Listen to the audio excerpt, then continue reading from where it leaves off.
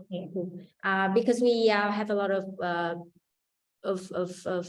people asking for the recorder. So chắc là mình sẽ nói qua một chút và xin chào mừng tất cả mọi người đến với webinar. Nói chung là một cái webinar đầu tiên sau Covid của Pingpong, sau rất là nhiều cái giai đoạn mà mình đã làm rất là nhiều những cái event offline, đã gặp nhau trực tiếp. Thì cái webinar lần này thực ra thì cái câu chuyện đấy là chủ yếu là mình sẽ nói cái câu chuyện gì thôi, còn webinar nó chỉ là một cái hình thức để deliver cái message đó. Thì hôm nay rất là vinh dự có sự có mặt của rất là Pingpong đã mời đến đây rất là nhiều những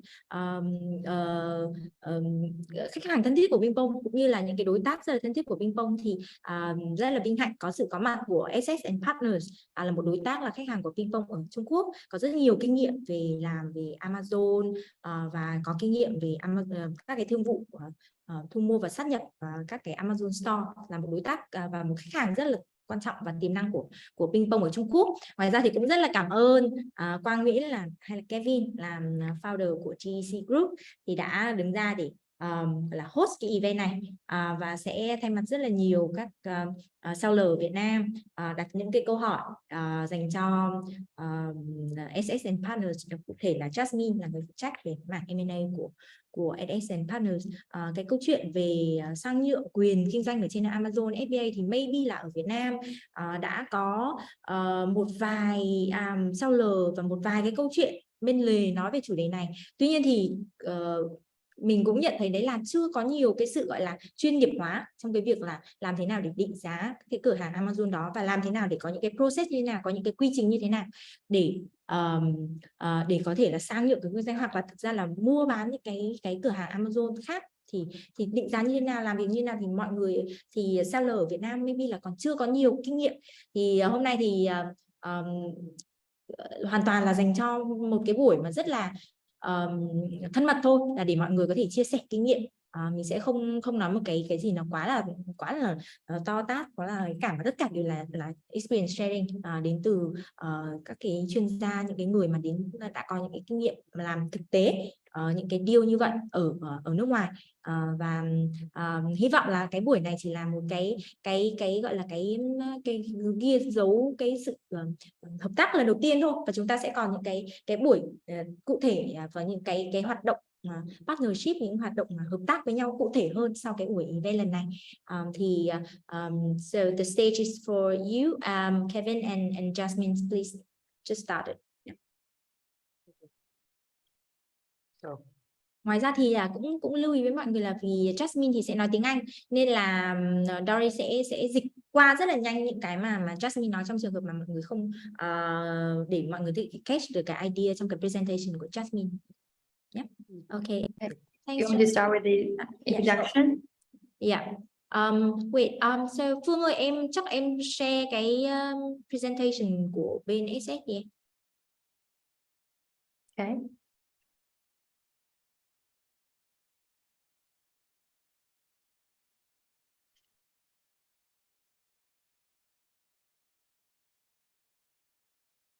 Very well. Cool. Hey, I'll just try to make this as simple and as fast as possible because I know that they don't understand English as well.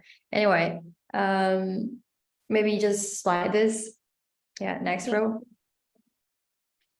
Okay, and the next one. Basically, what we specialize in this specific area since a long time ago, not just what this slide shows you. Our founder sold his first e-commerce business at the beginning of this century. And I would say we are the only one that still stands here in China, focused on this area. As you know, so that we've worked with over 100 aggregators, and right now this year we are helping more and more different types of aggregators come into this market. For example, family offices, private equity, venture capital, and also some independent investors. Let's say if you are looking a way to exit the market, then you got to find us. Okay. Cái slide đầu tiên là về cái giới thiệu rất là nhanh về SS và Partner. Thì founder của SS và Partner là anh Joe Trang, thì hôm nay không có ở sự kiện ngày hôm nay. Thì Joe đã kinh doanh thương mại điện tử khoảng trên 20 năm và đã có những cái kinh nghiệm đầu tiên và bán những cái cửa hàng đầu tiên của anh ấy vào đầu những năm 2000. Thì là SS và Partner là một cái đối tác, một cái công ty duy nhất ở Trung Quốc là chuyên về cái việc là về sang nhượng quyền kinh doanh trên Amazon. Thì và họ đã có partner với trên khoảng hơn 100 các cái đối tác mà đang gọi là M&A, các cái đối tác mà đang thu mua các cái cửa hàng trên Amazon. Thì đối tác của họ thì không chỉ là các cái quỹ mà còn là các cái gọi là các cái nhà đầu tư cá nhân, các cái văn phòng quản lý tài sản cho các gia đình lớn, thì đều đang là những cái đối tác mà nằm trong cái mạng lưới của SS và Partners. Okay. Okay, and next one. Here are some co-founders. I'm right now in charge of the whole business line right now here as a general manager, but Joe will help with the relationship with all the aggregators and different types of buyers. As the relationship, it means he will be a consultant of internal team of that aggregator, which means that our words can really make a difference in their decision. So when their investment team decide, will they invest in this business? Will they buy your business? Will they think that your brand is valuable? Joe's word will make a difference there. Okay. Còn đây là là các thành viên cốt cán trong công ty SS là Partners. Joe Trang như là lúc nãy mình có đề cập thì là founder và partner của SS and Partners, thì đã có rất là nhiều những năm kinh nghiệm làm trong các cái Amazon aggregator, và chủ yếu sẽ phụ trách cái mảng quan hệ và tư vấn cho chính các cái aggregator đang có nhu cầu làm thu mua các cái cửa hàng Amazon. Và cái mối quan những cái mạng lưới partner của Châu thì sẽ, và cái tầm ảnh hưởng của Châu đối với cái quyết định của các cái bộ phận về đầu tư ở trong các cái công ty về aggregator này, thì sẽ có một cái làm một cái điểm rất là khác biệt của SS và Partner so với các cái công ty tư vấn khác. Thì và ngoài ra thì có Jasmine là quản lý chung về cái mảng M&A của SS và Partner. And we can move to the next slide.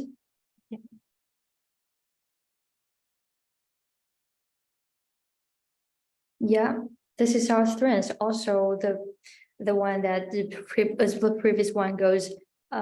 We knows what kind of facts that the sellers are facing, and we know the risks that they're going to take. So our job is to help them minimize the risks and help them get the deal done as quick as possible.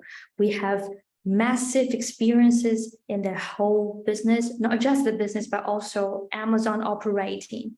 So if you choose to cooperate with us, we can not only help you move so fast on the whole deal, because averagely a deal will take 4 or even 8 months.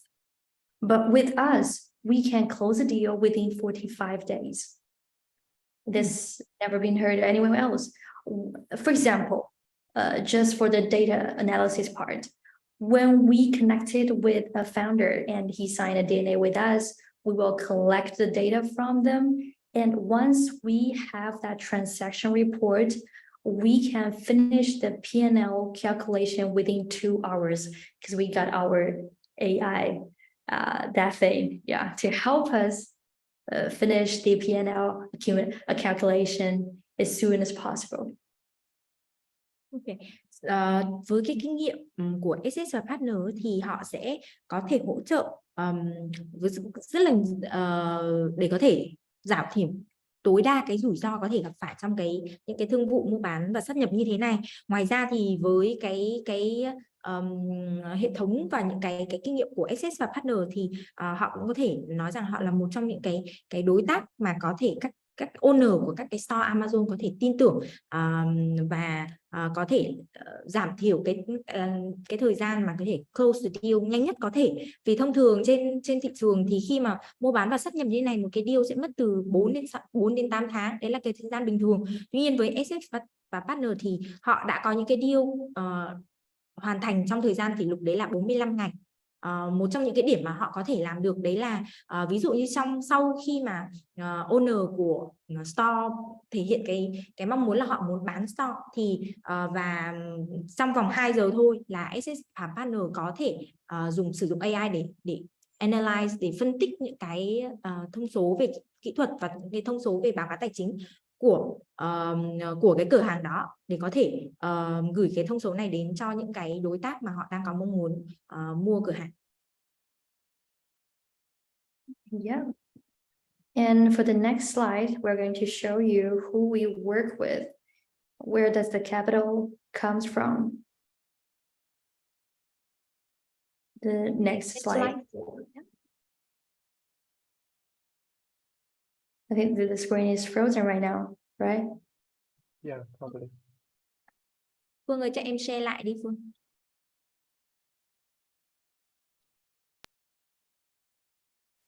Okay, well, this is good too. Well, this will show you, okay, anyway, we'll show you why this market grows so fast. Here is a report we found out from the investor report, the technology, let's see, paper from the digital commerce.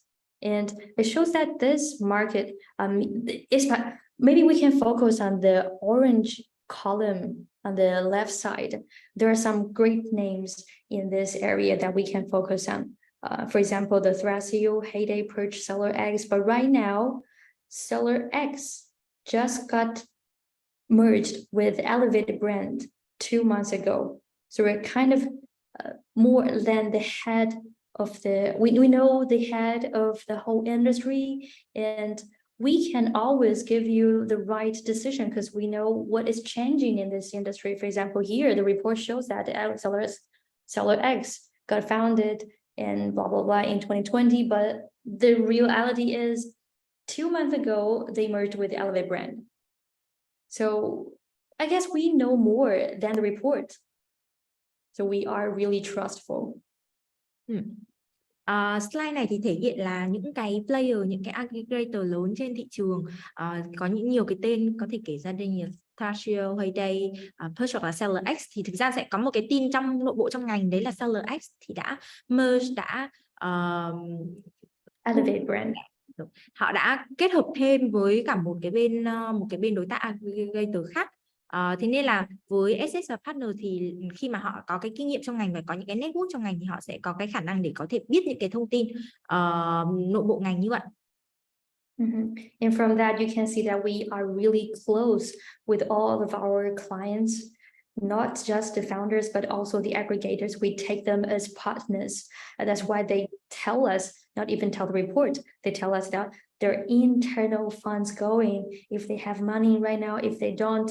That's why we don't waste time on aggregators who doesn't have money, because we know if they have money or not, and we have a really close relationship with them. Okay. Thì SS partner đứng ra là họ sẽ có những cái mối quan hệ với không chỉ là store owner mà họ còn có cái quan hệ đối tác với tất cả các cái aggregator lớn trên thế giới, và chính là những cái mối quan hệ cực kỳ chặt chẽ như thế này thì các cái đối tác này họ thường sẽ share những cái thông tin khá là bí mật trong ngành. Là ví dụ như họ sẽ có fund từ đâu, họ đang có cái định hướng đầu tư vào đâu, hoặc là và SS và partner có thể biết được là có aggregator nào đang thực sự là có tiền, có aggregator nào thì không còn fund nữa, vân vân. Thì đấy là một trong những cái điểm mà SS và partner tại sao mà có thể hỗ trợ store owner nhiều như vậy.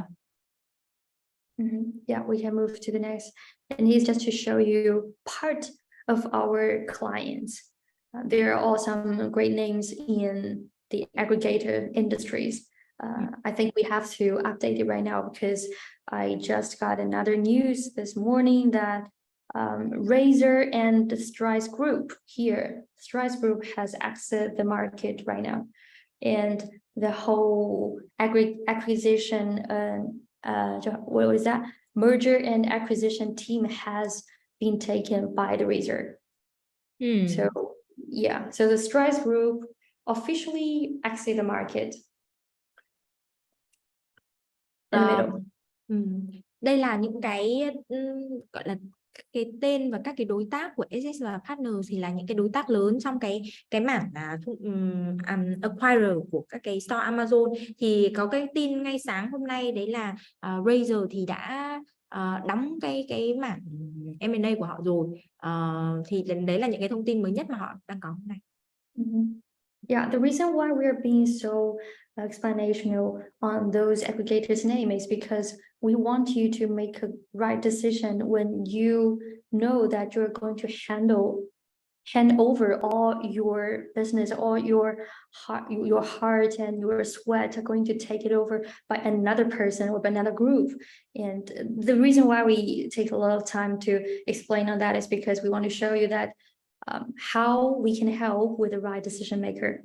And in this page, well, I would say there's not much to talk about for this page because there's nothing to worry about the process before or after the acquisition. Because you see, we really take every client as a partner. So if there is anything happen even after the acquisition, you don't need to worry about that. We're definitely professional in this and you don't need to worry about that. Just một cái điểm mà cái slide vừa rồi ấy, thì nó cũng có Jasmine cũng giải thích thêm là lý do là tại sao SS và Partner có cái mạng lưới partnership rất là lớn của các cái buyers trong cái mảng này, thì để thể hiện đấy là những cái owner của các cái store khi thực sự là khi mình có cái mong muốn là muốn chuyển giao cái quyền kinh doanh cái cửa hàng của mình, thì mình cũng rất muốn là tìm những cái đối tác để có thể là take over cái store của mình mà nó sẽ phù hợp. Thì những cái mạng lưới đối tác như thế này của SS và Partner thì họ sẽ đảm bảo đấy là sẽ tìm được cái người mua phù hợp đối với cái store Amazon của seller, và và đặc biệt là đối với một đối tác mà rất là chuyên nghiệp trong những cái hoạt động của mình, thì store owner sẽ không phải là lo lắng hoặc là đắn đo quá nhiều trong cái quá trình mà M&A như thế này. okay, let's move to the next slide. Okay. Yeah, so I don't think there is a reason to explain. I mean, there is need to explain why they will fund in this kind of project, because it's really hard for them to build a real brand by themselves. They don't got a whole supply chain team, and they don't know the category as much as you, as much as the founders.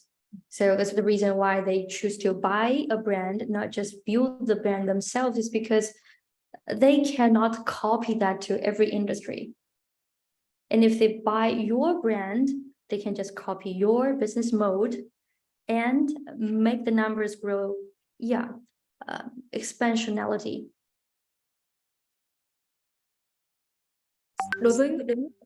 Đối với người mua ấy, thì cái lý do mà họ lựa chọn cái phương thức đấy là mua sẵn một cái cửa hàng Amazon hoặc là mua sẵn một cái thương hiệu đấy là họ không có cái kinh nghiệm để có thể bắt đầu lại từ đầu để làm những cái cửa hàng để kinh doanh cái mảng lĩnh vực như thế này.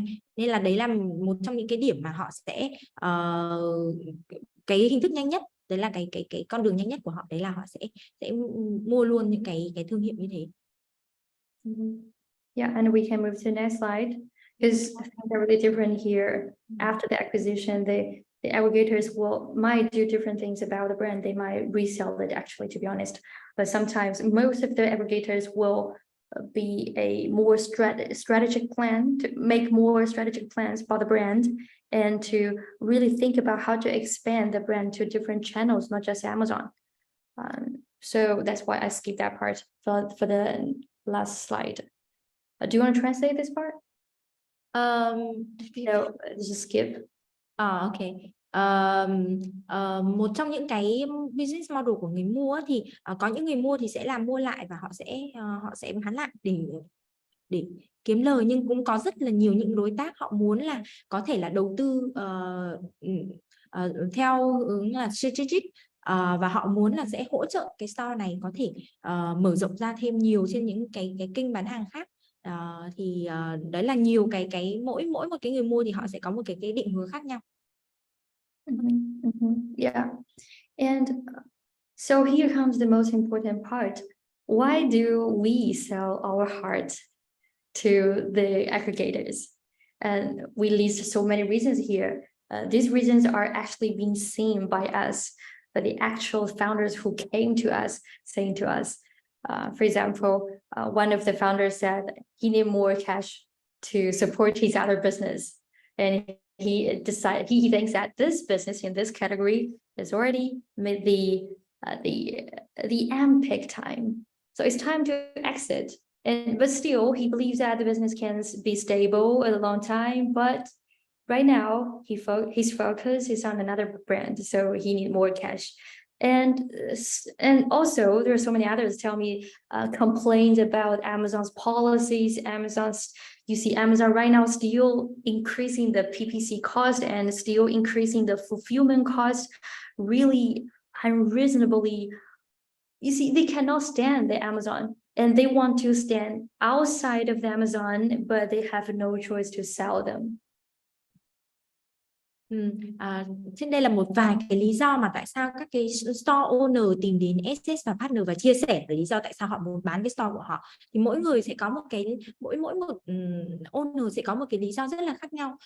Thì đây là những cái câu chuyện mà thực tế mà SS và partner được nghe lại từ các đối tác của mình. Thì có người thì sẽ nói rằng là họ đã kinh doanh ở trên Amazon rất là lâu năm, thì bây giờ họ lại đang muốn là làm thêm một cái mảng tạo thêm một cái brand mới, thì họ đang cần vốn để có thể đầu tư vào một cái brand mới hoặc đầu tư vào một cái mảng kinh doanh mới, thì họ sẽ lại muốn bán cái store Amazon của mình. Cũng có nhiều người là sẽ cũng chia sẻ rất là thẳng thắn, đấy là những cái chính sách và policy và những cái rules của Amazon thì hiện nay thay đổi rất là nhiều, và rất là khó đoán định được là một ngày nào đó maybe là cái store của họ có thể là dẫn đến cái tình trạng là spend store, thì họ rất là stressful trong cái việc là gọi là vận hành cái store Amazon của họ, nên là họ sẽ muốn là sẽ chuyển nhượng lại cái store Amazon đó. Cũng có nhiều người là maybe là cũng sẽ có nhiều owner là họ đơn giản là muốn cái exit out khỏi cái business của họ để họ có thể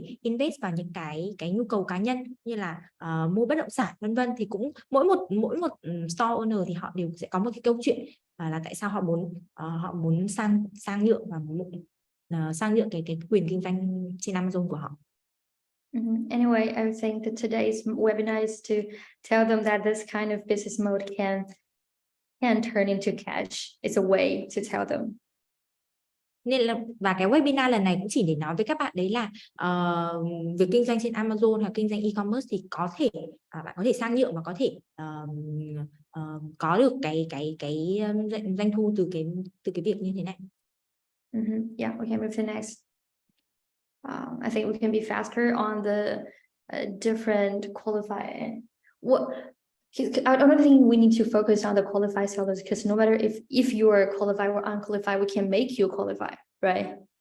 And this is why we are here to help you. So we can just skip this, right? Ở trên đây thì là một vài cái gạch đầu dòng về những cái gọi là qualified Amazon brand seller, tức là có một vài cái yêu cầu để làm thế nào đấy. Thì ví dụ như bạn muốn là bạn bán cái store của bạn thì những cái yêu cầu nào thì sẽ là người mua họ sẽ tìm đến. Tuy nhiên thì cái đích của cái webinar lần này đó là nó không phải là focus vào đây, mà sẽ focus vào cái việc là dù cho bạn là có qualify, có thích tất cả những cái check box như thế này, hoặc là bạn chưa, thì cái webinar thì SS partner với cái webinar lần này đấy là làm thế nào để có thể giúp bạn là tiến đến cái mức là có thể được thành qualify Amazon seller cho để sang nhượng cái cửa hàng của bạn.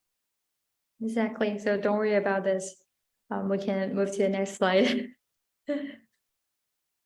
Okay, cool. I think they will be kind of important if you're interested in selling or kind of valued your brand. And how we value it, basically we calculate the gross, the net profit of the latest 12 months that your brand can generate. So just that.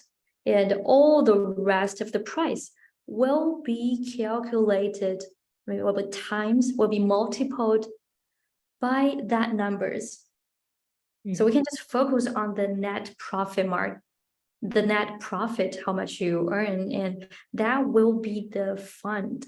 That will be the basic price we're talking about when discussing how much valuable your brand will be.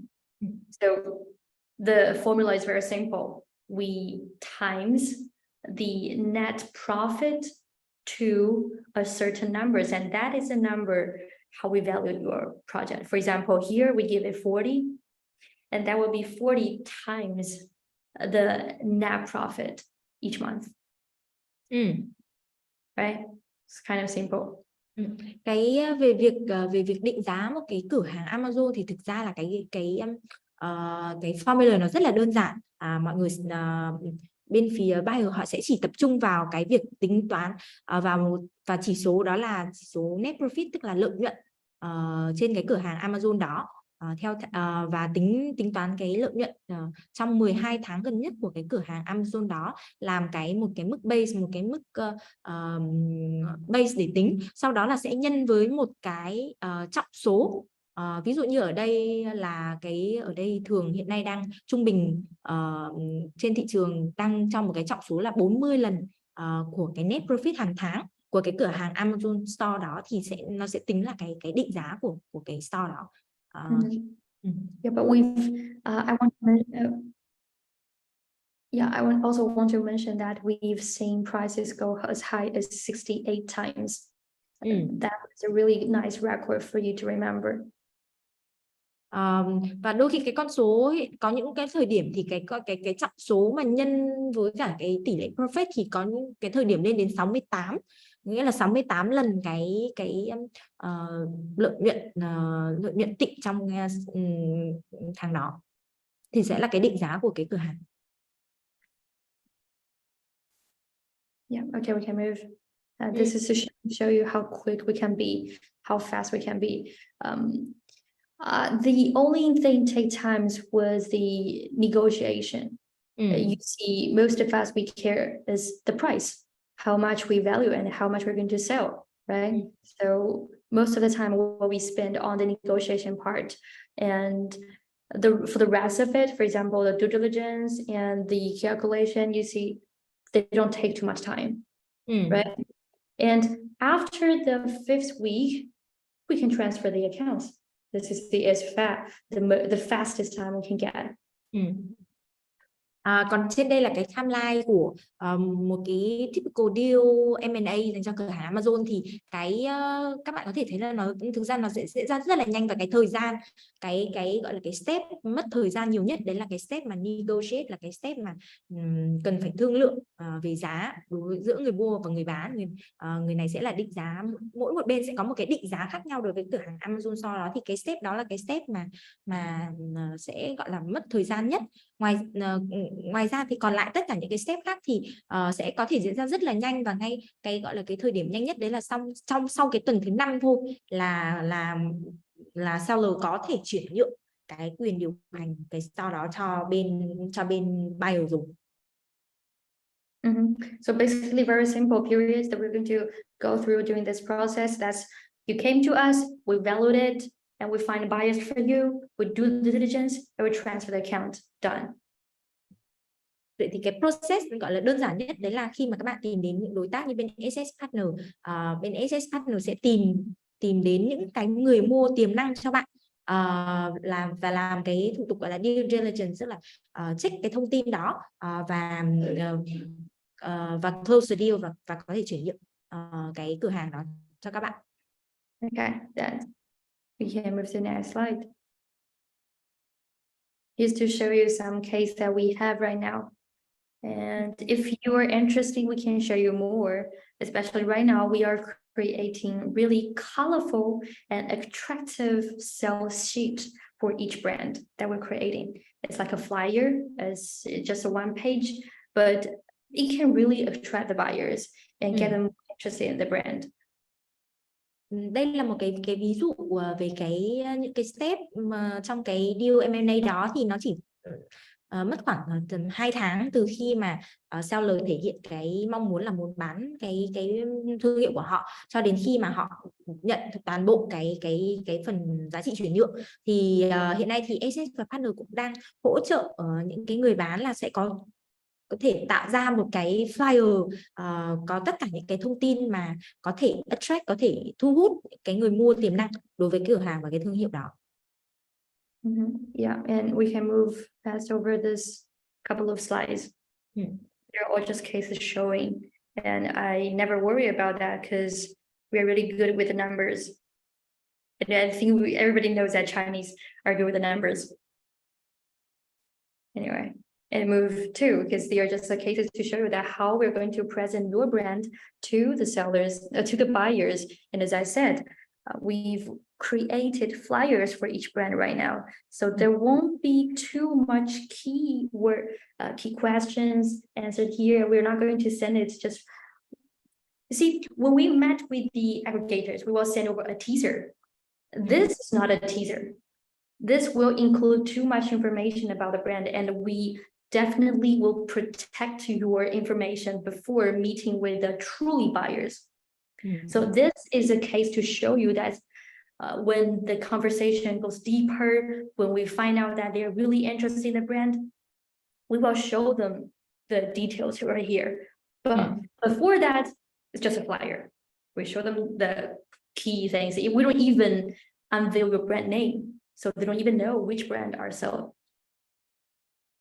Thì đây là một cái ví dụ về cái cách làm việc của Access and Partner bên họ khi mà trong cái lần gặp gọi là khi mà họ tìm đến những cái buyer tiềm năng cho cái cửa hàng này thì họ sẽ chỉ giới thiệu có những cái key, có những cái teaser rất là ngắn để giới thiệu về cái cửa hàng này thôi, và maybe là còn sẽ không review cái tên brand name nữa, chỉ để tìm những cái buyer mà thực sự là họ interested vào cái thương vụ này.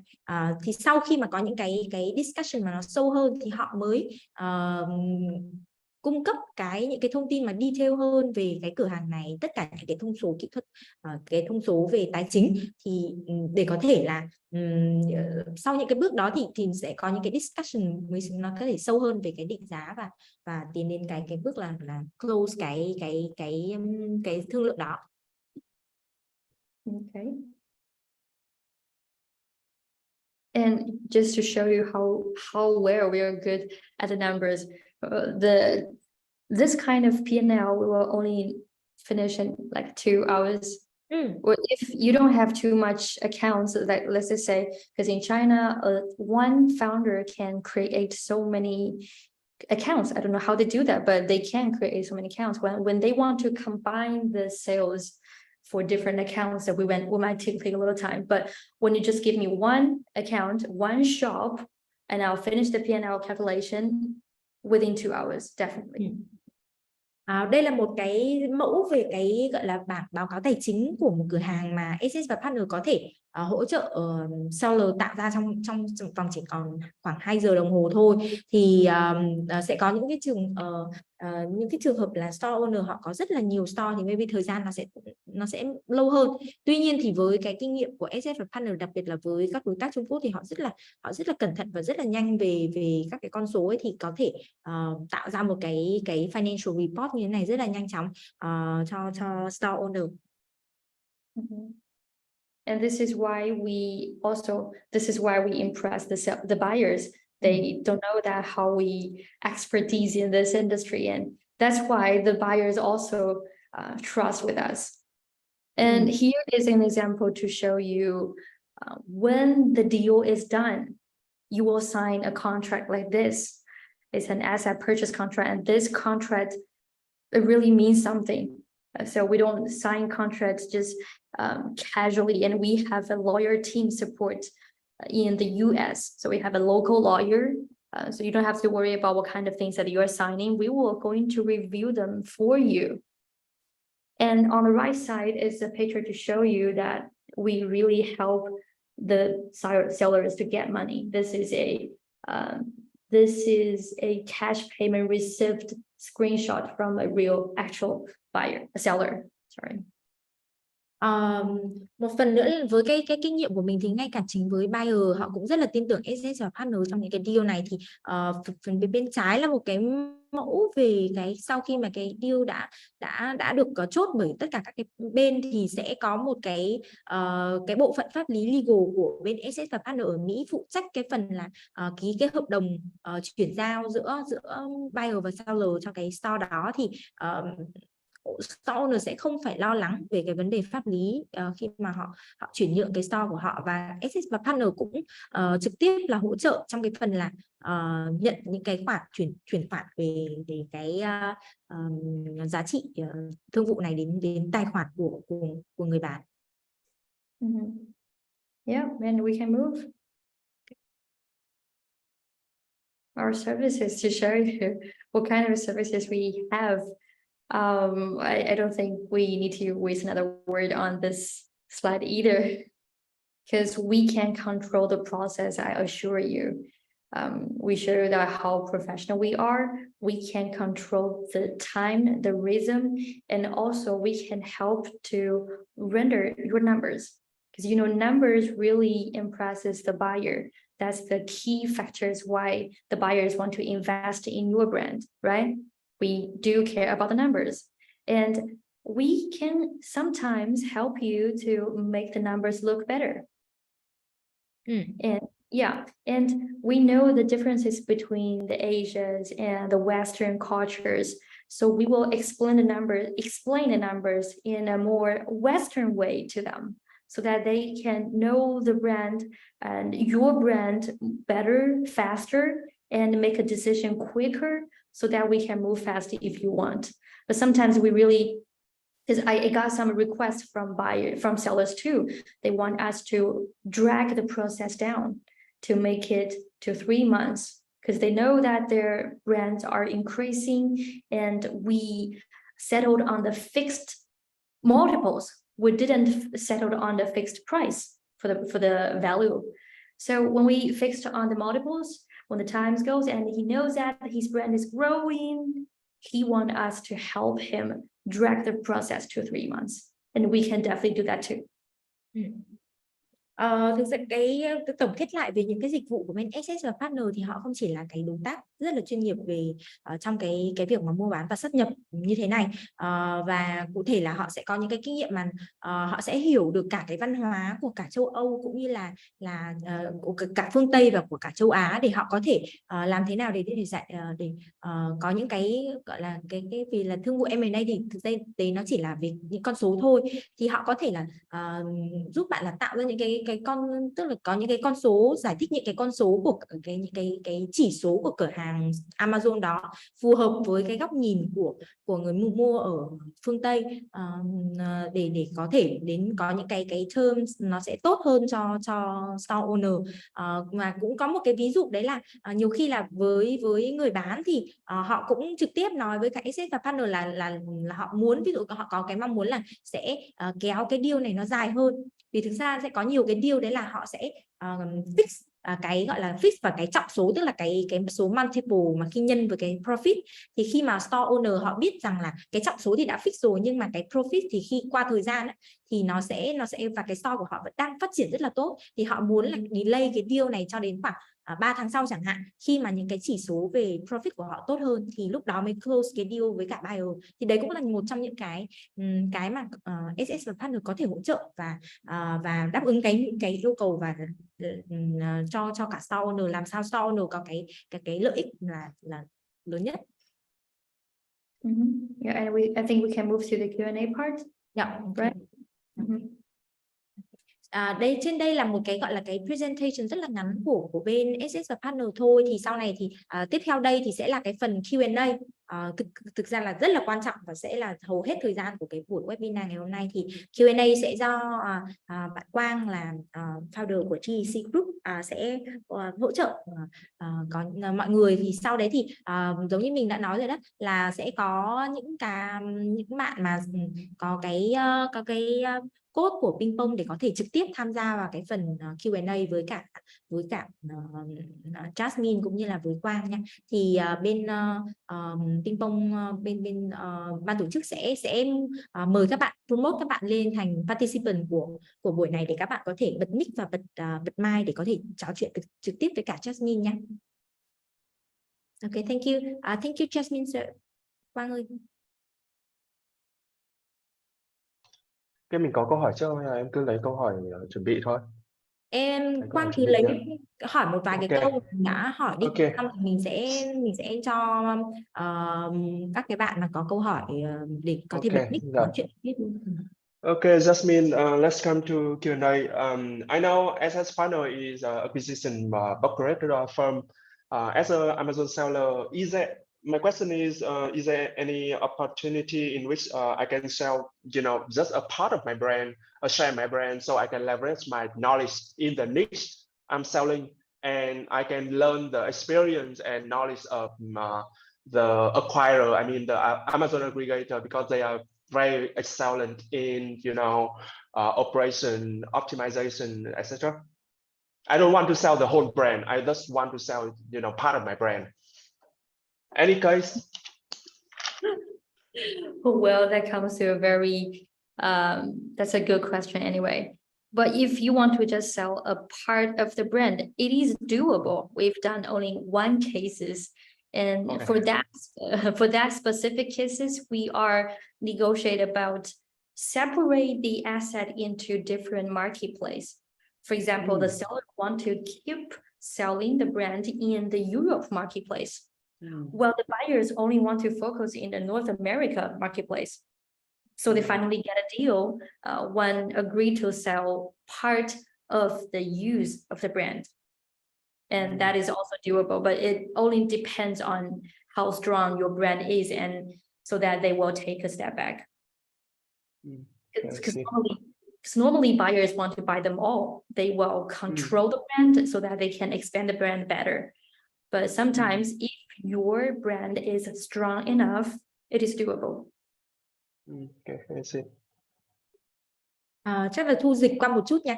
Thì câu hỏi của Quang đấy là sẽ có những cái business owner mà họ không muốn bán toàn bộ cái business của họ, thì liệu họ có thể bán được một phần cái business đấy hay không? Thì SS và Partner họ có cho đến nay thì họ mới có đúng một deal là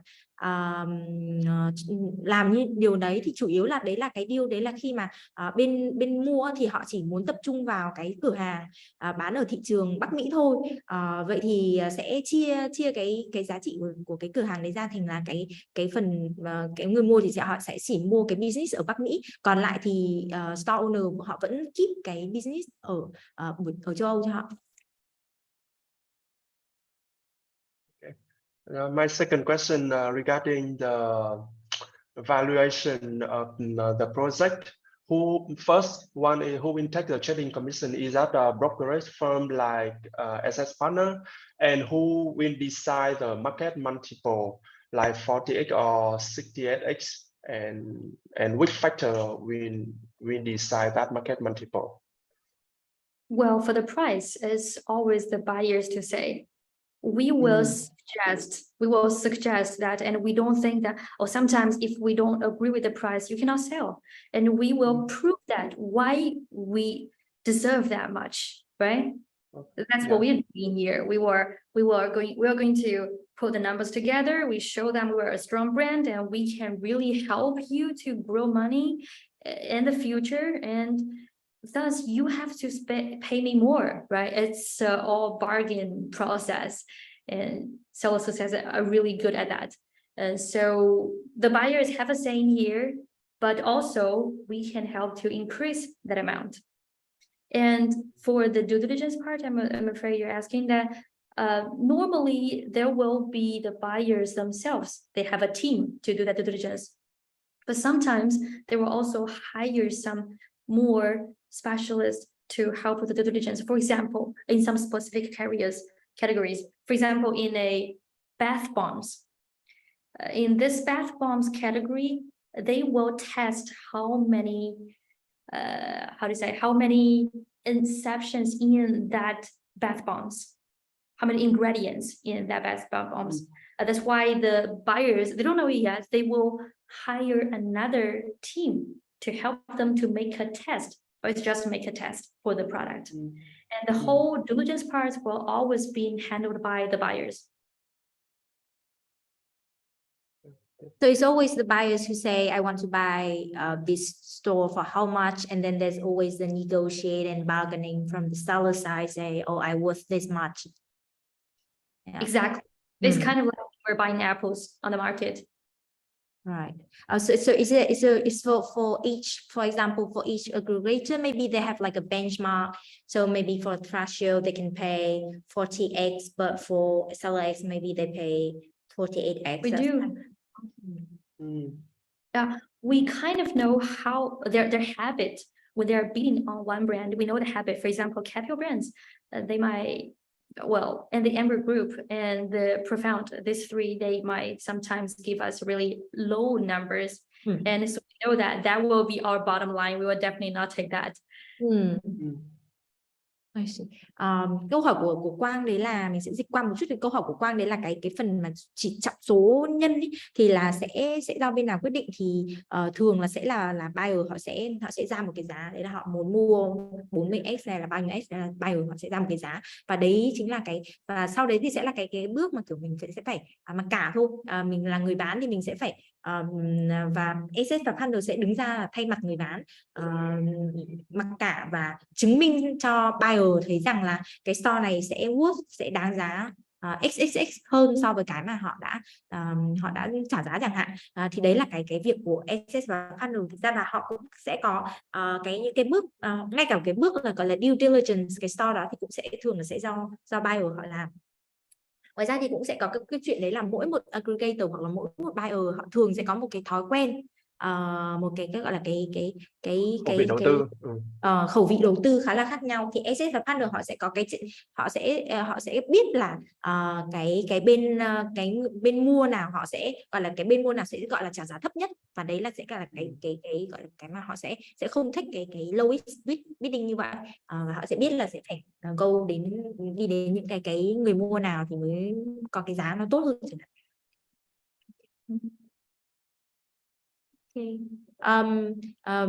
Và bên ban tổ chức cũng đã có mở cái chức năng về mic và camera cho một vài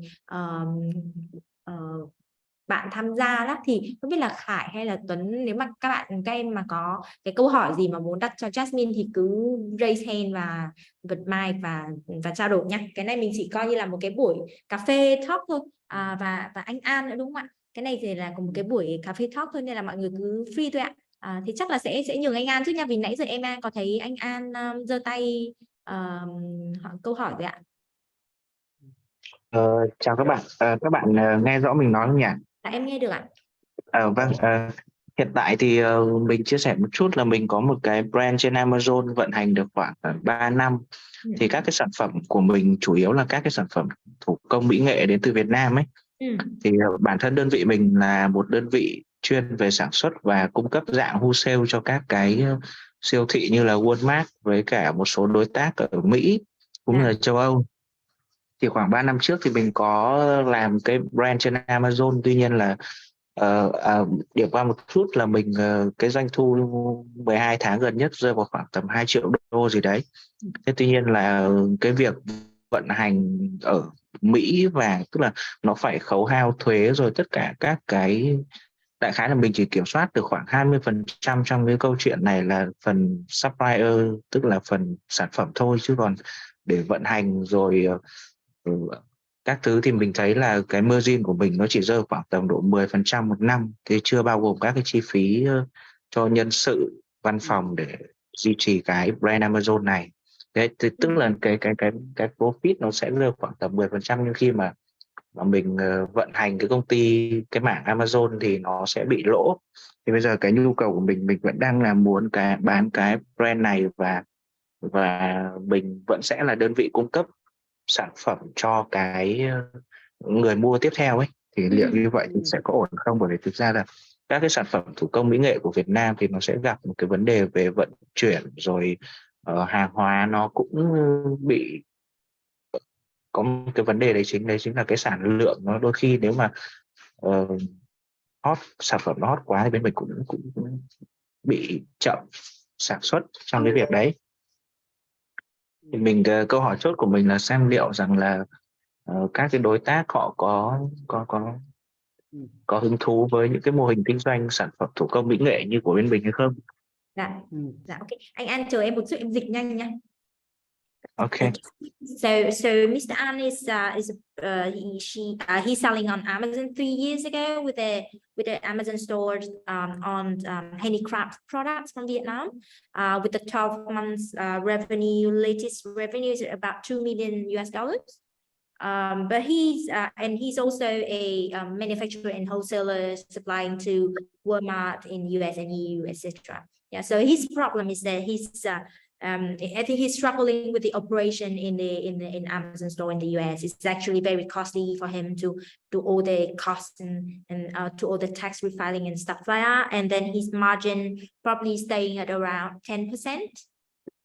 But there's also like a lot of costs coming with the operating the business in the US. So he's asking if anyone would be interested in buying his business, but still keep him as a supplier for their stores, because this is what he's good at. Yeah.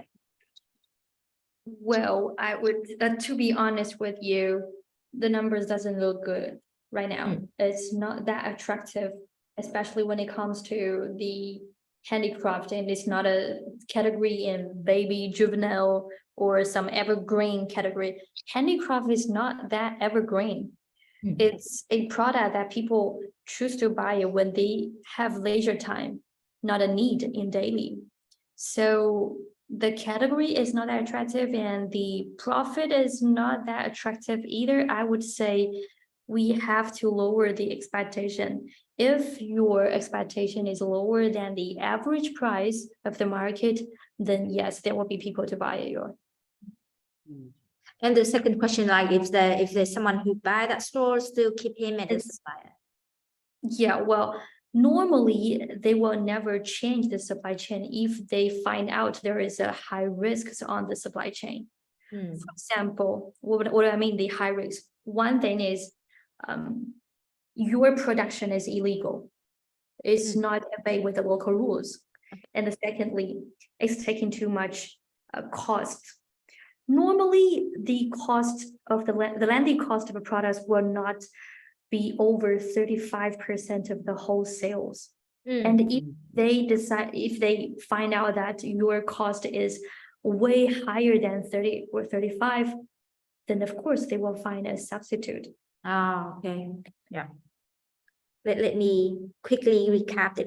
Anh An ơi, tức là thực ra Jasmine họ nói là cái category của anh ấy, thì nó không phải là cái category mà attractive nhất đối với buyer, tại vì là họ sẽ thường là sẽ muốn mua những cái sản phẩm mà gọi là evergreen á anh, tức là những cái store mà ở trong cái category là evergreen, tức là lúc nào cũng sẽ phải cần mua. Còn cái sản phẩm của mình là ở trong cái handicraft thì nó sẽ hơi seasonal một chút, tức là người ta chỉ là khi mà họ có người mua, họ có thời gian rảnh thì họ, hoặc là họ có một cái gì đặc thù thì họ mới mua thôi. Thế nên là nếu mà mình có thể là lower cái expectation của mình, tức là ví dụ như thường là cái store, ví dụ thường bây giờ cái trọng số cái multiple nó đang là ví dụ 4, em nói 40 chẳng hạn, nhưng mà nếu mà mình không có expect quá cao như là 40 mà mình có thể là expect nó thấp hơn xuống một chút, thì thực ra là vẫn sẽ có buyer họ có thể là vẫn interested vào cái mua cái store của anh. Cái câu hỏi thứ hai là về supply chain, thì thường là sau khi mà có bên mua mà họ mua cửa hàng Amazon thì họ cũng rất ít khi là sẽ chuyển supply chain, trừ khi là nó sẽ vào cái trường hợp đấy là khi mà họ nhìn cái con số tài chính ấy, và họ thấy cái cost của cái hàng đó nó trên 35% cái doanh thu ấy, thì lúc đấy thì họ mới nghĩ là làm thế nào để tối ưu, thì họ mới maybe là mới nghĩ đến việc là thay đổi supply chain. Còn nếu không thì cái nếu vẫn ở trong cái range dưới 35% của cái cost of goods sold em thì sẽ hầu hết là họ sẽ không có thay supply chain. Thì em nghĩ là thực ra Jasmine sir, cái này thì em nghĩ là maybe là tại vì những cái con số này nó chỉ đang là khá là roughly thôi, thì sau cái buổi này thì em nghĩ là em sẽ bên Bông có thể connect trực tiếp anh An với cả bên SF Partner đi, thì mình có thể có những cái discussion mà nó sâu hơn nha anh. Dạ, ok, cảm ơn bạn. But Jasmine, it's like I just want to ask, so for example, in this case of Mr. An, like about the handicraft products, the problem is the margin is pretty low, right? So would you assessment partners have any, solutions or any consultation for them to like increase the? Well, first we have to see the proportion of each cost so that we know where is the problem. Maybe he spent too much on the PPC, on the marketing, or maybe he spent too much on the fulfilling, so that we can maybe redesign the package to make the fulfilling fees lower. And maybe we can apply for different programs that Amazon just launched, so that we can decrease the price, actually, the commission price also. And so the first part is we will need time to analyze that numbers to figure out how much he cost. Yeah. Anh ơi, thực ra là có một cái là ví dụ như mình đang nói là cái margin của mình thấp ý, thì em có hỏi là Jasmine là bên đó có cái solution nào cho mình hay không ấy, thì họ muốn là họ sẽ cần nhìn vào cái số của anh ấy, tức là nhìn vào cái breakdown cost của anh xem là thực tế là cái problems nó đang ở đâu. Có thể là mình tiêu nhiều tiền quá vào trong quảng cáo không, hoặc là có vấn đề về logistics, cái cost về logistics nó quá cao hay không, thì lúc đó họ mới có thể có những cái tư vấn cụ thể hơn là sẽ phải tối ưu cái store của anh như thế nào. Đúng không? Ví dụ có nhiều khi là mình sẽ phải kiểu tối ưu lại về packaging, đôi khi là họ cũng sẽ phải là tối ưu lại là ví dụ như mình sẽ phải làm cách nào đấy để tận dụng những cái chương trình ưu đãi của Amazon để để làm thấp cái commission rate mà Amazon đang lấy của anh chẳng hạn, thì vân vân. Thì những cái discussion mà sâu hơn cụ thể về store của mình thì em nghĩ là sau buổi này thì mình có thể làm việc, Ping Pong sẽ connect anh với cả bên asset partner, thì mình sẽ trao đổi cụ thể hơn anh nhé. Rồi, ok, cảm ơn bạn. And also, I forgot to say, if it's because of the categories competitiveness suddenly rised in this season, then probably we will need to do a little rebranding, a little refreshing on the listing page or the A+ page, so that we make it more localized, and so we can increase the selling price, right? Một vài cái điểm mà họ cũng có thể suggest là ví dụ như mình sẽ phải rebranding lại, mình sẽ phải thiết kế lại cái listing vân vân. Thì cái này thì em nghĩ là cái gọi là cái bàn cụ thể như này chắc là phải một buổi, mình sẽ phải meeting với nhau một buổi khác anh An nhé. Rồi, ok bạn, thì sau cái buổi này hy vọng là Ping Pong có thể kết nối mình với cả SS and Partner để mình làm việc sâu hơn ấy. Yeah. So we connect you guys after this webinar, and we will have, I think it's better to have a further discussion and more deep discussion on the numbers. Yeah. Yeah, of course. Có ai có câu hỏi gì khác không ạ? Có bạn Khải đúng không? Để tự xem. Ok, Khải có rất là nhiều câu hỏi. So we have a question from Mr. Kai Chen. So he asked, is SS and Partners considered as a business broker? If so, what's the difference between SS and other brokers in the markets right now? And do you consider SS as an Amazon aggregator? And if so, what's the difference with the others Amazon aggregators on the market? Okay, we are not aggregator and we're not broker either. We consider ourselves as a consulting partner.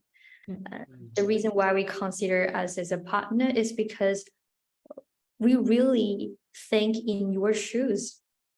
We are on the same side with you. So when we are selling your brand, we are helping to sell your brand. You are the one to make decisions. You're the one to tell us which move to take, but we are the one to give you options. We give you choices, we give you options, we give you solutions. We help you grow better. We are partner. We're not just a broker, because we don't take money from the buyer side. We don't take the money. So you see where our benefits come from. One more thing I forgot to mention is that we only charge when the deal is done. So you see, all the consulting is for free. We really take you as a friend. So we guarantee that is 100% free. We only charge it when the business is done. When you have the money, that is the moment. Okay. Thực ra SS và partner thì họ không cho họ là business broker, họ cũng không phải là Amazon aggregator, mà họ sẽ họ định vị họ đấy là consultant, họ là tư vấn, là đối tác dành cho seller. Thì cái câu chuyện là tất cả những cái consultation của SS và partner đều là free, và cái phí của họ sẽ chỉ lấy phí sau khi mà cái deal đã đăng, và sau khi mà seller đã nhận được cái tiền sang nhượng cái cửa hàng của họ, thì khi đó thì SS và partner mới có phí. Nên là tất cả là những cái phần phía trước về cái consultation hoặc là những cái về tư vấn chuyên sâu của SS và partner thì nó hoàn toàn là miễn phí, và SS và partner sẽ muốn là có cái gọi là mang đến cái lợi ích lớn nhất dành cho seller. Chính vì thế họ cũng sẽ không lấy commission từ phía buyer nữa. Yeah. Khải có muốn nói trực tiếp không hả em? Có chị ơi, em đang lái xe nhưng mà mọi người nghe rõ em nói không nhỉ? Chị nghe. Rồi thì hiện tại em thấy bạn Jessin đang nói là y chang một mô hình business broker chứ không phải là consulting. Tại nếu mà là consulting thì họ phải lấy consulting fee chứ không phải là họ lấy commission deal. Như hiện tại thì em thấy là y chang business broker mà không khác gì cả. Kể cả trong timeline thì họ còn có là trong process họ có due diligence. Thì cái câu chuyện của business broker nó phải due diligence cái gì, và như góc độ của consulting thì họ phải thấy được là cái deal này sẽ không phải là cái deal bình thường, deal cả triệu đô mà chị, đúng không? Thì em đang thấy là có vẻ như đang có một vài cái confuse nhất định về SS partner. Đúng là cái tên họ là thông thường là của một đơn vị tư vấn, nhưng mà họ đang trình bày cho cái webinar này là một đơn vị business broker. Đấy, thì thế em mới thấy là confuse rất là nhiều. Thì cái này có thể sẽ cần phải làm rõ rất kỹ đấy, để nếu mà là partner với nhau thì phải hiểu. Dạ, em xin hết.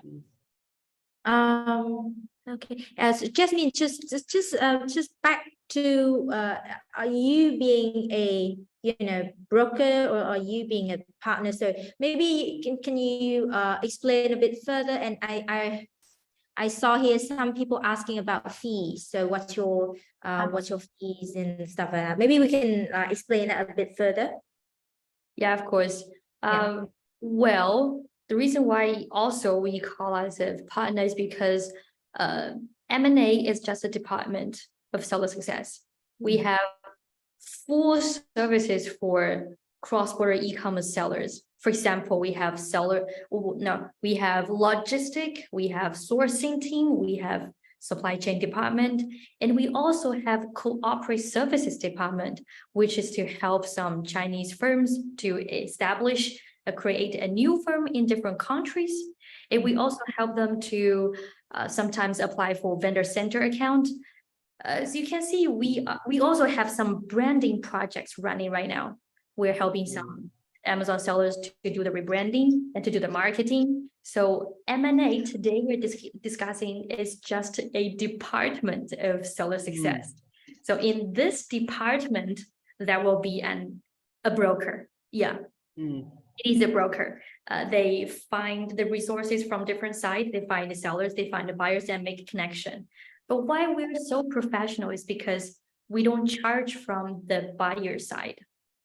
And we are going to be 100%, even 1,000% transparent to both sides. But sometimes, because we will charge from the sellers, so we will do a little modification, right?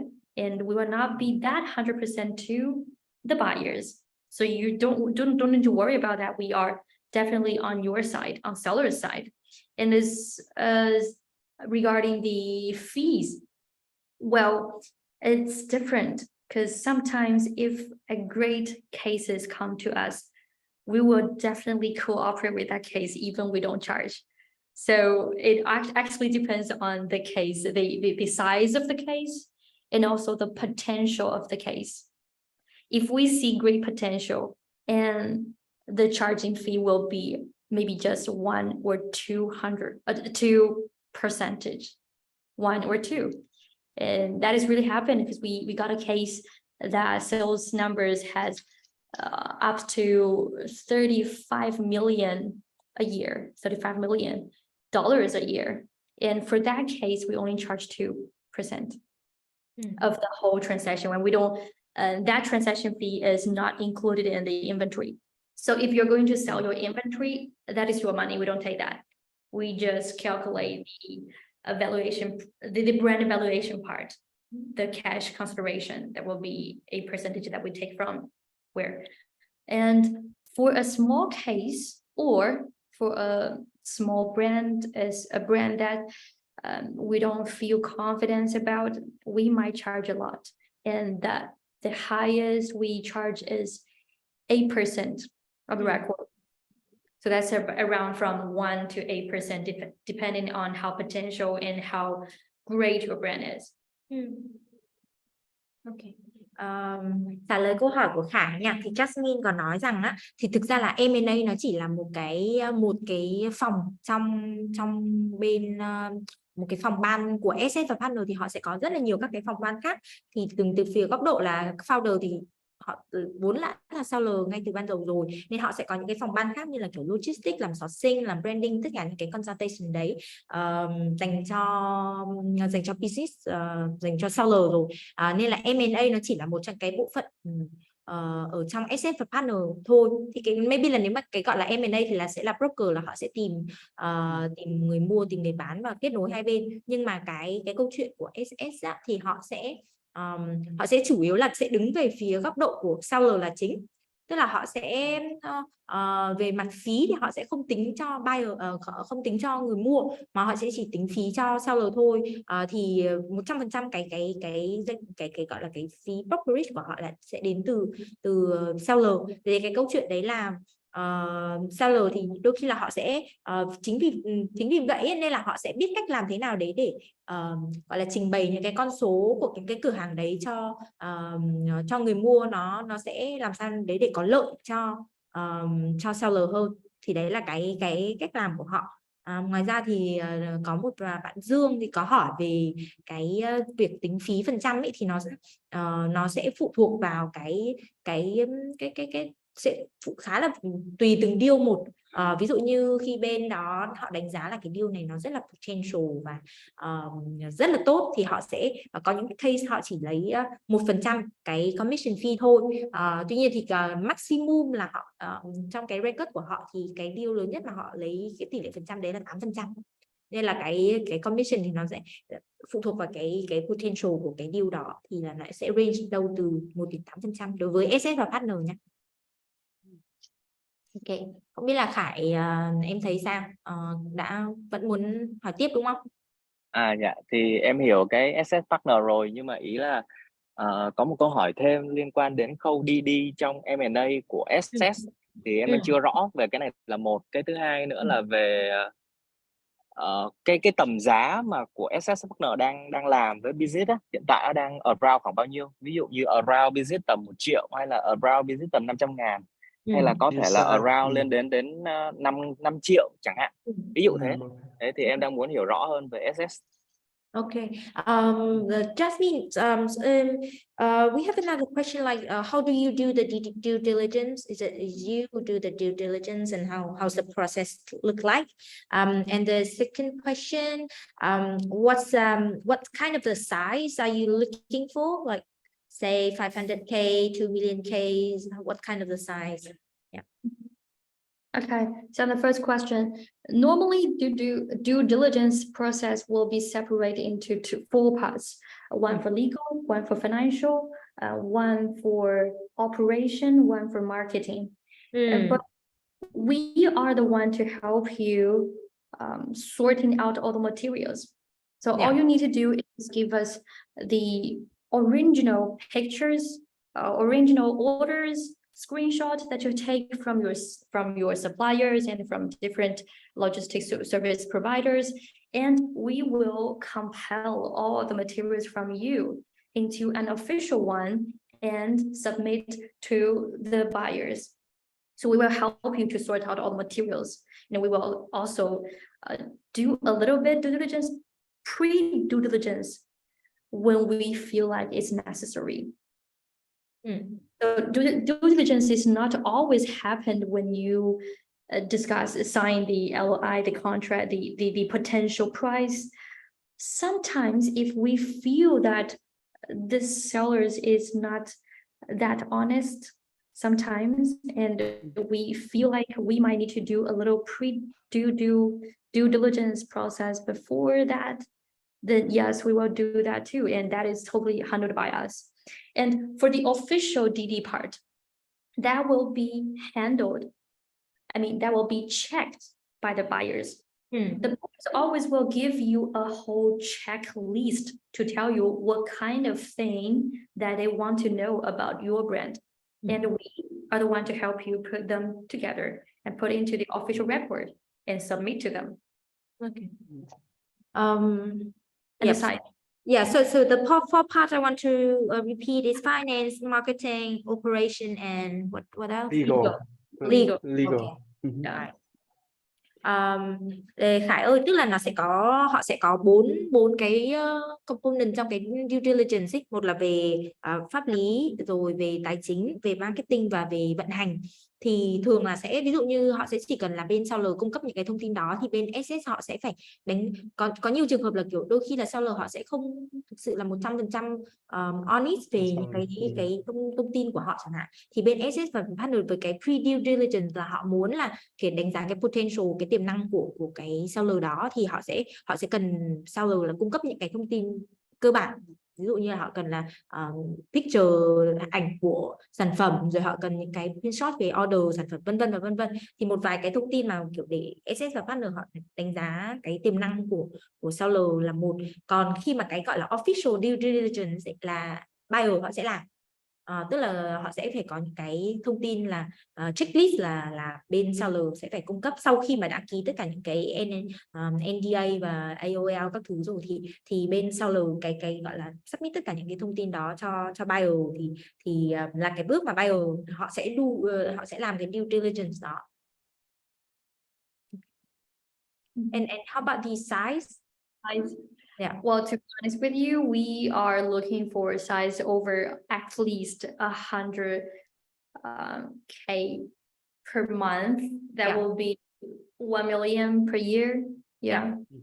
But if you think that you have a great potential and you are ready to sell in the future sometime, we can connect right now so that we can help you operate more legal and more profitable. So that we can make at least you can earn money right now if you don't want to sell in the future, right? But if you do decide to sell, then we can help you grow. Yeah.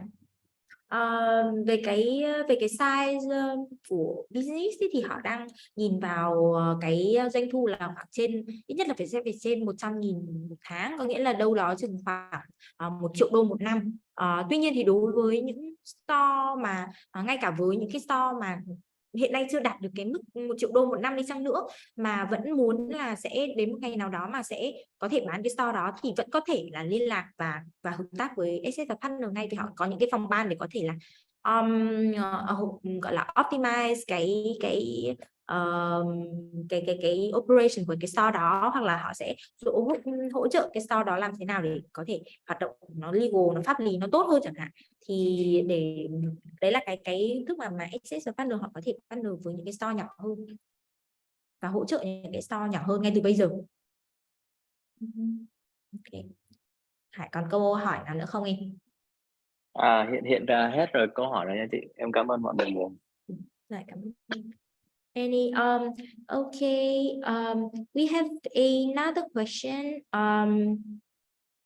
What happened if after the transfer of the stores, Amazon asked to re-verify the store's ownership? Well, that's seldom happen, because before the transferring, we will always write a letter to the Amazon support team to tell them that we are going to transfer, and Amazon will approve that so that we can transfer, right? And we transfer smoothly. Amazon got no question. Normally there won't be another re-verification. Okay. Cái câu hỏi của anh em trả lời cái câu hỏi của anh Thành Phát nha, là sau khi chuyển giao nếu mà Amazon muốn verify lại tài khoản thì sẽ verify lại như thế nào á. Thì cái câu hỏi này thì Jasmine nói rằng là cái việc này rất là hiếm khi xảy ra, vì khi mà đã cái deal đó đã confirm á, thì bên SS và partner họ sẽ có một cái official, một cái thư chính thức, official letter gửi đến Amazon để gọi là xin approve về cái việc chuyển nhượng ownership này, và Amazon approve thì cái việc cái deal này nó mới chính thức được chuyển giao. Nên là khi mà Amazon các thứ mọi thứ về mặt back end về Amazon đã xong rồi thì rất là hiếm khi là họ sẽ verify lại cái store ownership một lần nữa. Đó. Okay. I think another question. I mean, which is like, so you mentioned that before the store reached to the threshold of like $1 million, if seller want to have the consultation from SS, is there any consultation fee?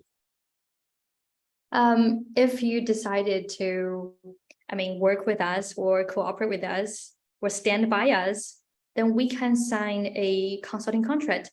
And for example, you plan to sell in the future, right? And in that contract, it says you promised to offer us a certain percentage of the consideration cash after the transaction, but it's not done yet. So when we sign the contract, we don't charge, and you can do the consulting regarding that business. Okay, so there's like maybe it is a contract or a letter of intention that if in the future they intend to sell the business, so Yeah. they will authorize SS partners in the process, and then will pay you like a certain percentage of the commission and stuff like that, right? Exactly. That will call it a service contract. We'll have to sign a service contract, and we don't charge. So if you just want to sell it, then it's for free. But Okay.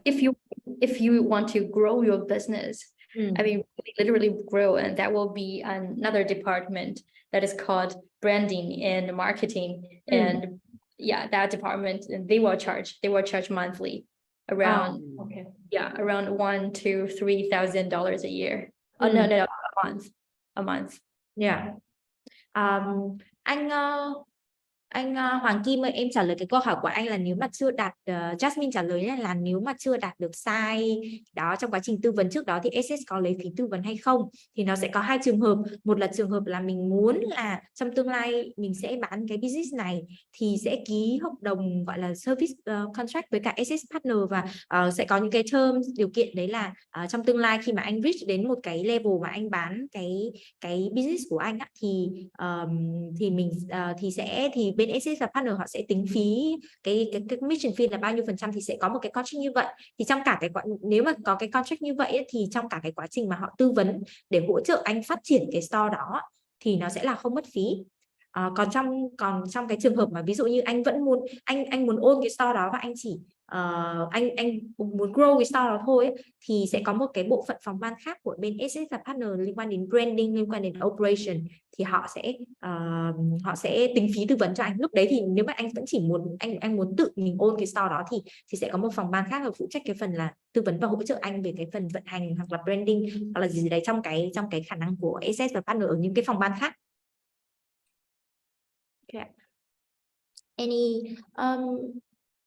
Okay. Any other questions? Quang, em có câu hỏi gì với cả bên Jasmine? Yeah, sure. Let's say we have about 100 seller want to work with SS partner. What is a typical success rate of selling brand that success SS partner have seller? I'm sorry, I just lost you. Can you repeat? So what is the success rate of selling a brand when working with SS partner? For example, let's say 100 seller want to work with SS partner, right? And how many seller you guys can have to sort the deal, sort the investor, so that you can help them to sell the brand? Well, I don't think it's a problem because we can help them to sell. If a clients come to us, we'll never turn them down, right? And I believe you're asking about the capacity of our servicing, Yeah, right? Then exactly. we have a team around more than 20. So one person can deal with more than 10 cases, then yeah, I guess that's a lot. So you don't need to worry about that. Just bring more cases here. Bring it here and we will evaluate it and we will see if we get a potential and we will sign a contract and we will see if we can find a buyer for you.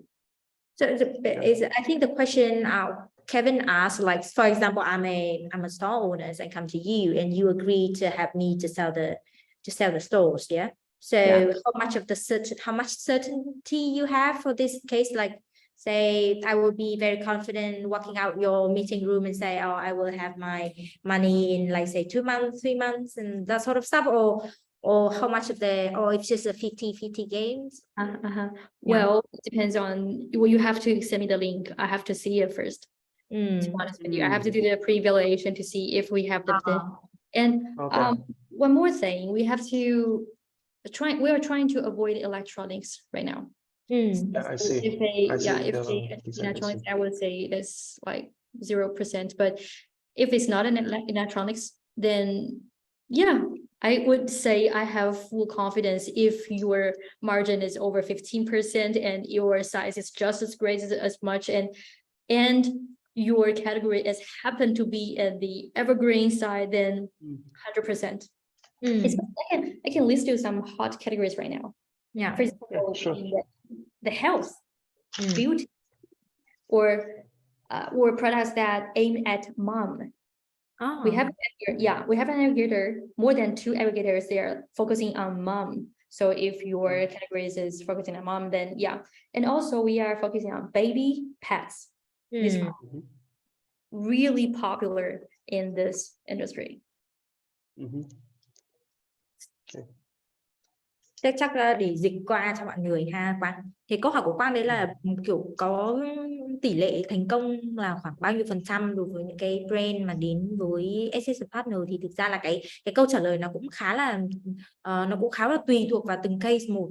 Ví dụ như họ sẽ nói là hiện nay thì họ sẽ không tiếp nhận những cái case về hàng điện tử, electronic là gần như là 0%, nhưng mà sẽ có những cái mặt hàng, có những cái category, có những cái ngành hàng hiện nay đang rất là hot và có rất nhiều aggregator hiện nay họ đang muốn tìm thu mua, thì có thể để kêu ra một vài về ngành hàng sức khỏe, beauty, ngành hàng về thú cưng, baby, hoặc là về mom.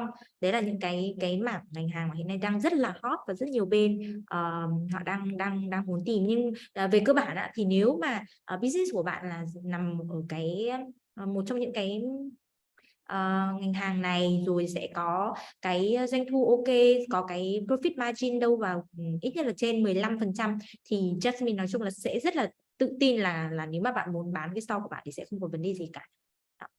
Ngoài ra thì ngoài ra những cái trường hợp này thì nó sẽ khá phụ thuộc case by case, thì sẽ cần bên M&A họ đánh giá xem là cái potential của cái deal đó là như thế nào.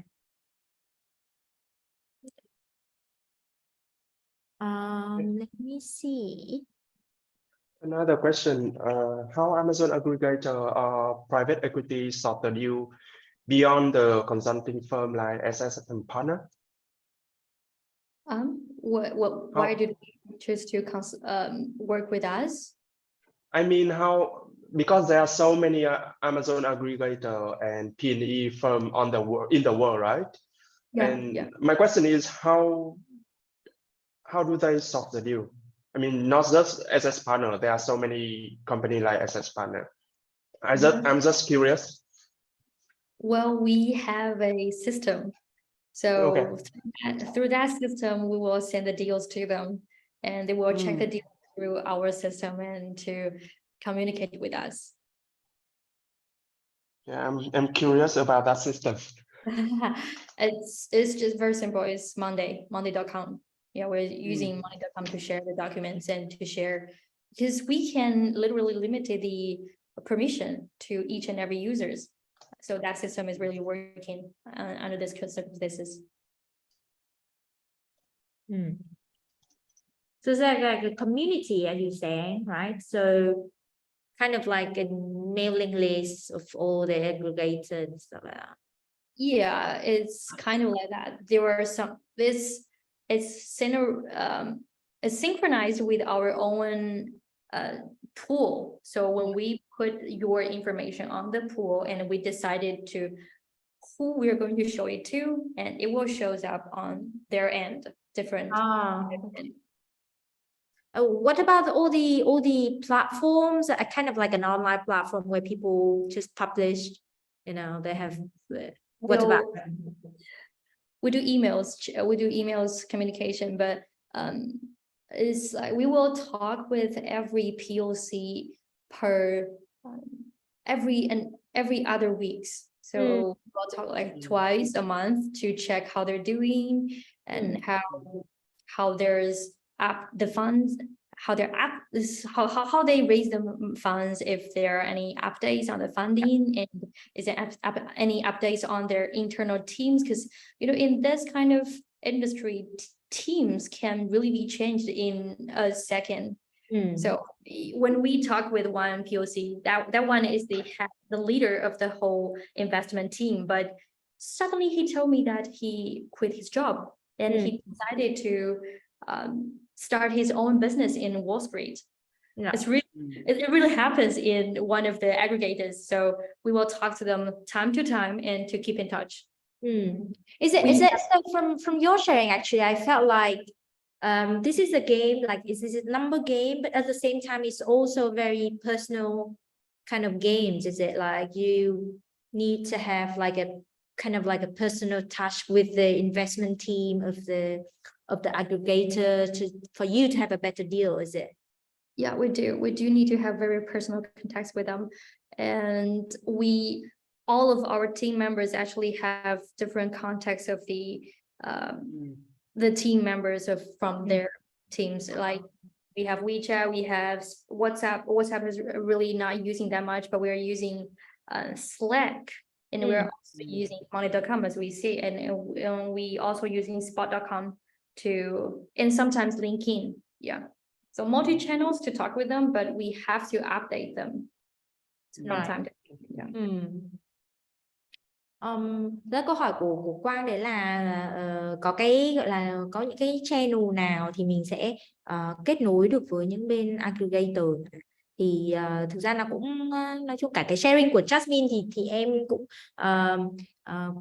combine lại nó, đấy là sẽ có những cái tools online, sẽ có những cái tools về online platform, như bên họ thì sẽ dùng monday.com, hoặc là sẽ có những platform như LinkedIn, vân vân, thì họ sẽ luôn luôn là gửi những cái update và những cái thông tin mới nhất, có những cái deal, những cái potential deal dành cho để gửi tới tất cả những cái bên mà aggregator. Tuy nhiên thì cái câu chuyện mà một bên như SS Partner họ có contact với rất là nhiều những cái aggregator, thì trong cái industry này, trong cái giới này, thực ra là nó cũng thay đổi rất là liên tục. Có thể là người này phụ trách hôm nay nhưng mà có thể họ sẽ nghỉ cái công việc này và họ chuyển sang một cái công việc khác, thì SS Partner là họ sẽ phải luôn luôn update cái tình hình ở trong cái mảng này, để làm sao mà có thể có những cái thông tin cập nhật nhất trong cái tình hình mà để họ biết, là có thể biết là đấy là cái aggregator nào đang có fund như thế nào, họ đang có success rate như thế nào, vân vân, để có thể facilitate những cái deal nó tốt nhất có thể. Thì đấy là những cái mà bên phía công việc của bên SS Partner họ đang làm. Okay. Anh Dương Hoàng, anh Dương Hoàng có business doanh số 500k một tháng, có thể xin contact. Thì sau em nghĩ là sau cái buổi này nhá, thì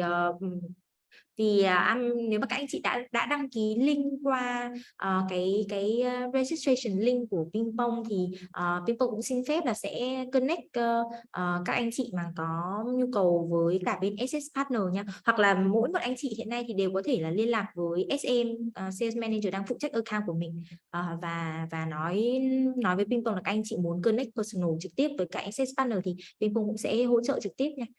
Nên là sẽ không có vấn đề gì đâu ạ. Dương Hoàng, so Jasmine, I think this is we run out of time. Also, we have a lot of inquiries asking if we can connect, if they can connect directly to you after this. So I already say yes. Yeah, I already say Ping Power will connect all the interested parties to you. So I hope you say yes, but Yeah, of course, yeah. yeah. So I think we should close this afternoon from it here, and then we will forward looking to the future when we have more success. Maybe in like a few months we have a success case that we can share with everyone out of this webinar. So thank you so much, Kevin, and thank you so much, Jasmine, for your afternoon today, all of your support, and we look forward to seeing you more in the future. Yeah, and Jasmine, you're welcome to come to Vietnam. Yeah, I will someday. Yeah. Okay. Lời cảm Thank you, ơn Jasmine. cảm ơn Quang nha, và cảm ơn tất cả mọi người. Thì Jasmine đã nói là say yes rồi, làm sau cái event này thì Pingpong sẽ gửi cái contact của bên SS và partner cho các anh chị đã đăng ký sự kiện ngày hôm nay, để mọi người thì liên lạc trực tiếp với cả bên SS và partner, hoặc là nếu cần Pingpong có thể đứng ra để hỗ trợ kết nối mọi người. Và xin cảm ơn tất cả mọi người trong cái buổi chiều ngày hôm nay, và hy vọng là chúng ta sẽ có nhiều cái cơ hội hợp tác trong tương lai tiếp theo. Xin chào tất cả mọi người. Rồi, chào mọi người nhé.